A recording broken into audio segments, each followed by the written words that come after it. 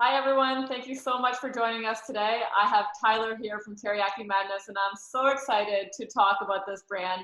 I told Tyler this is completely selfish on my part, but I really want Teriyaki Madness in Canada, and I really want people to learn about it because I think it's such a great business.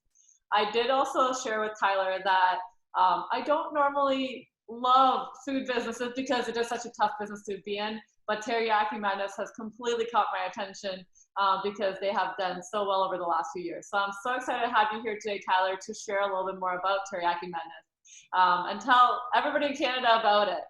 Yeah, absolutely. No, thank you very much for having us on. And Canada is the next frontier for us. We got our foothold there, but a lot more opportunity to go, to put it lightly. Definitely. So please tell us a little bit about, give us a quick short overview about Teriyaki Madness for those people that are not familiar with it. Yeah, absolutely. So at the highest level, I mean, Teriyaki Madness, we're Japanese created, Seattle inspired, right? So we come from Seattle as kind of our home base of where everything came about. But we are that fast casual Asian. So if you look across the menu, we are not trying to be everything to everybody, but what we do, we do very, very well. So very strong focus on quality of ingredients. Very strong focus on making sure that it is made to order. So we do sit in that made to order space. So it allows people to have highly customized food. You have certain dietary restrictions, you're avoiding carbs, or you have a gluten intolerance, for example. You can still very much eat at a Teriyaki Madness because nothing's really done until someone's made that transaction. So very much food focused, quality focused, and it's really a scalable concept. If you look at kind of how we operate out of very small strip center based locations that are between that 1,400 and maybe 2,000 square feet. So it keeps your overhead down. And the whole reason why we can operate out of such small sites, but still do the revenue that we do in our FDD, is purely because 70 to 80% of our transactions happen from outside the four walls. So think your catering, your third-party delivery, and then people that just do your pickup to go based orders, whether they order through the phone, app, whatever that might be. So we only typically see 30% of individuals any given day. Wow, that's definitely a different type of model than most food businesses. So that's absolutely fantastic. And that's probably also a big part of why you've had such explosive growth over the last few years. So please tell us about how you've grown so quickly and tell us a little bit about your strategy there. Yeah. So in terms of growth, I mean, we've been around since 2003. So we got started 2003, Las Vegas, turned into a franchise in 2005. And then really the bulk of all of our growth has come since Michael Haith, our current owner and CEO, bought the business outright from our founders. So founders were almost like that McDonald's story to a certain degree, right? Where they stood up the concept, all's right in the world. There just were maybe a few holes that we needed to plug from being a true franchise system. And that is where Michael comes from. So I would say Michael's the real catalyst to all the growth. He took over and bought out the founders after he sold his other two concepts about 5.5, almost 6 years ago now. And so he started off by going back to the basics. So flushing out systems, processes, and then secondly, just building up a very experienced VP and executive team that all come from large national brands. You got a couple people from Chipotle here, head of construction, built 500 Qdobas, then came over, head of real estate, worked for Chili's, Longhorn Steakhouse, and then Focus Brands. We got your Wendy's people, Moe's Southwest Grill, Auntie Anne's Pretzels. You got Chick-fil-A, Boston Market, KFC. List goes on and on. But that's kind of the caliber of talent that he brought over. And I would say really the other reason why we're growing so quickly. So it's that right systems, right processes, right support that comes along with it, where we have an extremely vested interest in these franchisees' success. So we don't care if you come from a restaurant background or not. Does not matter to us. We will teach you anything and everything there is to know about a Teriyaki Madness. And we are that confident in that kind of support piece that it's really allowed us to tap into maybe some non-traditional types of franchisees, if you will, versus maybe some other food concepts out there. From our end, you don't have any food experience, I get to turn you into exactly what we want, right? So no bad habits are carrying over. But as we sit today, so like we started this year at 61 open. We have 76 open as we sit today. And we will conservatively hit somewhere between that 100 and 105 by the end of this year. And that's just a done deal already with active franchisees going through real estate construction or training. That's amazing. That's amazing. And how smart of Michael to make sure he has a really strong team around him. Because like you said, if you have that strong team around you, they're the ones that are going to pass their experience and their knowledge onto that franchisee. So whether they had that experience in the food industry or not is not really a factor. So that makes complete sense to me. And I would say it's very similar to how franchisees, we would like them to operate long-term, right? Is you build up a very strong team of people that'll actually run the day-to-day of the shop, right? You'll operate on a trust but verify type relationship. But our owner's time is not best spent flipping chicken, right? It's building relationships with the local community, managing P&Ls, managing the labor pool. But hey, if you like flipping chicken, by all means, right? You'll know a guy. You can get in there, right? But that's, I would say, very similar in terms of how Michael set it up, is how franchise owners will historically go about their business. No, that's fantastic. And the other thing that you kind of little bit touched on is the fact that you have worked with kind of the non-traditional potential franchisees, and you guys work with quite a bit of international clients, which I think is fantastic. So tell us a little bit about that. Yeah. So we do work with a variety of people, variety of backgrounds. So corporate individuals, your landlords, what have you, but also we play around quite a bit in the visa space. So here in the US, we run your E2s, EB5 visas, L1s to a certain degree. Up in Canada, I know fairly similar structure. And we are very much open and willing and have the pieces in place to work with these folks. So they can kind of come to Canada, US, whatever that is, and run that shop with our support potentially. Depending on what's needed, right? So if they don't have a certain comfort level with running their own business, or maybe English isn't their first language, whatever that might be, and there's a comfort level factor there, we do have a program that we'll talk about a little bit later, where we will basically run the shop for them, and then they can take over when they feel like they are ready. So we'll definitely talk about that. But from a visa strategy standpoint, we can definitely work with anybody and everybody. We've done about 9 deals so far from a visa standpoint in the last basically year, 12 to 14 months. That's fantastic. Absolutely fantastic. And I know that, I speak to international clients all the time that are looking to come into Canada or the US, and they're exploring businesses. They don't know where to go, and not a lot of franchises are very supportive about it. So it's great to see that, you guys are so forward thinking about it and, willing to help these people as much as possible. So that's fantastic. So let's talk about this other structure. So the other thing that really caught my attention with you guys is that you do have 2 different structures that you can do. So you have the typical franchisee structure.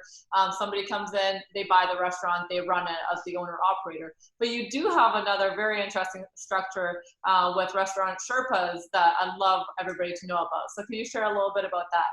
Yeah, absolutely. So, Restaurant Sherpas is an affiliate of ours. So it's made up of ex/current Teriyaki Madness employees, if you will. And really, it's a full-on management company, is long and short of it. Full-on management company allows owners to be as involved in that business as they would like to be. So we have some people that say, hey, I don't want to even touch it, see it, smell it, never want to, walk foot except for grand opening. Turnkey solution, right, is probably the most accurate term there.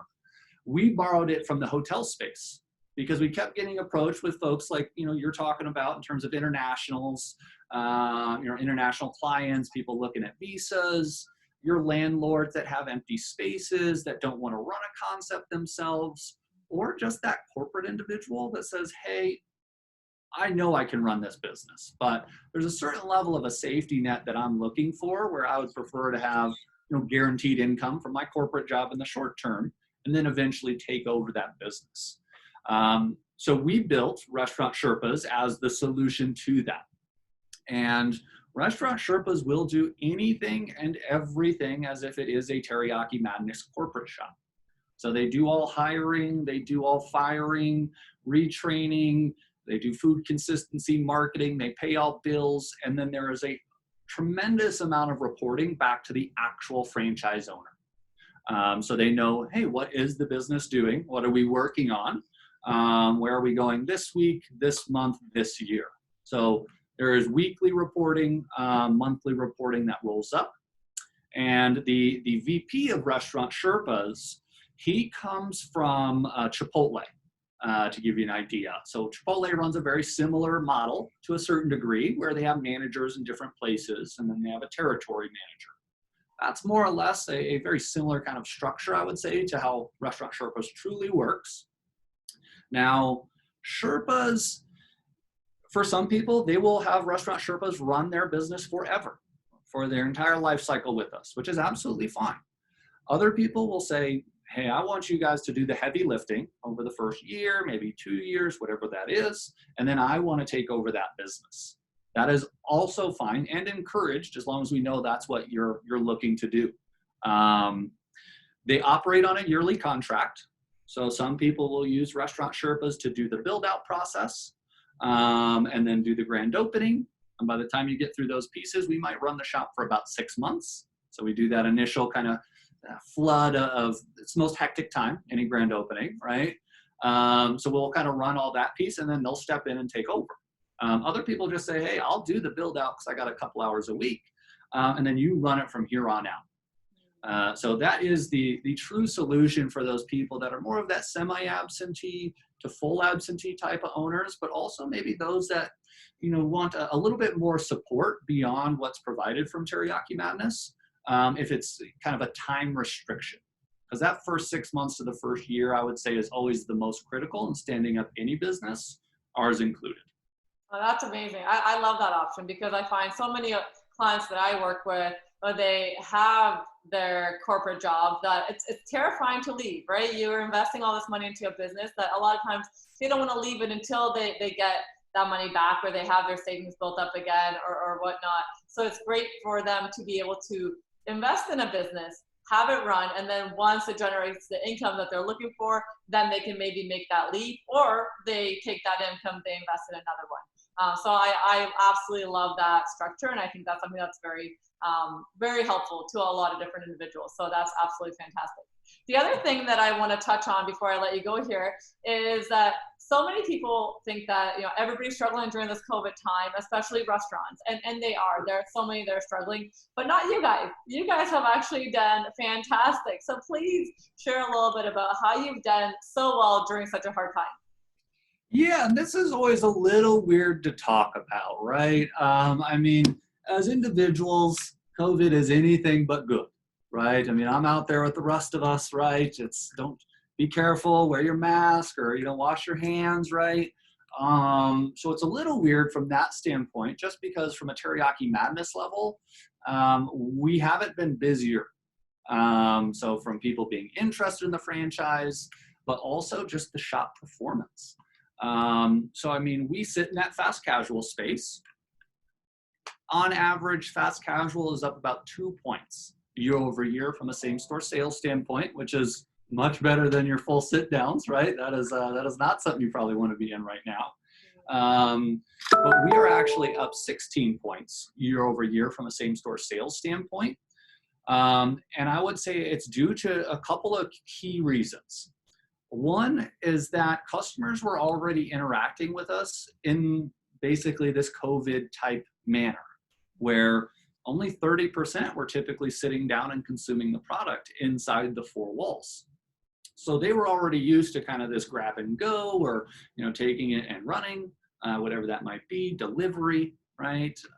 Those kinds of pieces. So it was a smaller hurdle for us to kind of get over, if you will, than a Red Lobster, right? I'm not getting a lobster and a steak in a styrofoam box, paying $100 and sitting on my couch, right? Part of the restaurant experience is that sit-down piece when you go to full sit-downs, right? Is let's see that ambiance. So I'd say partly it's that. Secondly, we had the technology in place way before we needed to, right? So from an online ordering app, the same people that built Smashburger and Qdoba's app built ours as well. So it's quite robust, has a loyalty component on it, so franchise owners can tap into their customer database. It's one way we've been able to push certain promotions in this COVID-based environment out to customers so they understand, hey, what's the value the Teriyaki Madness is providing today? Where we did like teriyaki bars for healthcare workers, for example. That jumped our sales back to right sizing that week 2 mark from a COVID standpoint. Now, we've also been a little bit nimble in the sense that we have your curbside delivery now in place. We have kind of your cone-based drive-throughs for locations that are more of those inline centers that couldn't have traditional pickup windows. And then locations that did have pickup windows or access to those based on second generation real estate that we were able to build out for a fraction of fresh builds, we've set up a true kind of drive-through. So people can interact with us like a traditional drive-through. Ticket times are a little bit longer than usual, but it has reinforced those sales once again in terms of why I think we're doing so well. And then lastly, I think it's just the category of food that we sit in, right? So I don't care if you're looking at burgers and fries or sandwiches.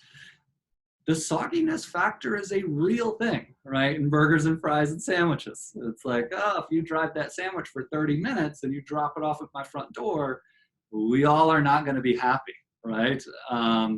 Versus Asian food, I mean, Wok Boxes up there, your Ito Japans I know are up there, Panda Expresses down here. You know, it doesn't matter who you are, mom and pop Asian, right? It just holds really, really well. Yeah. So when you stack all those together, I think that's what's really kind of pushed us into that thriving standpoint. And it echoes what we saw back in 2008, 2009. So 2008, 2009, a little smaller of a footprint to put it lightly, but we had huge double-digit same-store sales growth numbers because people swivel away from that sit down and they go back towards your QSRs or fast casuals. And then we lose a few customers out the back end. Don't get me wrong. That'll just go down to your fast foods. But historically, the net gain is very much there. And the best part about all of this is you do not have to take my word for it, right? So as people engage with you, right, if they have interest in Teriyaki Madness, our validation will speak for itself, right? You don't have to, trust but verify, right? Just as if you're managing a manager, right? Semi-absentee. I'm going to trust the manager's doing their job, but I'm going to verify that piece. And that's what we expect through our education and qualification process that people will end up going through. Yeah, and I love how transparent you guys are. You guys are so transparent. I've never seen a company be so transparent with their numbers, with the validation, all that type of stuff. I think it's absolutely fantastic. So thank you so much, Tyler, for joining us today. I am very happy to have you here, and I can't wait to get you in Canada. So again, thank you so much. And for you at home, if you're interested in finding out more, please reach out, and I'd be very happy to connect you to Tyler. Thanks so much, Tyler. Thank you. Highly appreciate it. Have a great day. You do the same.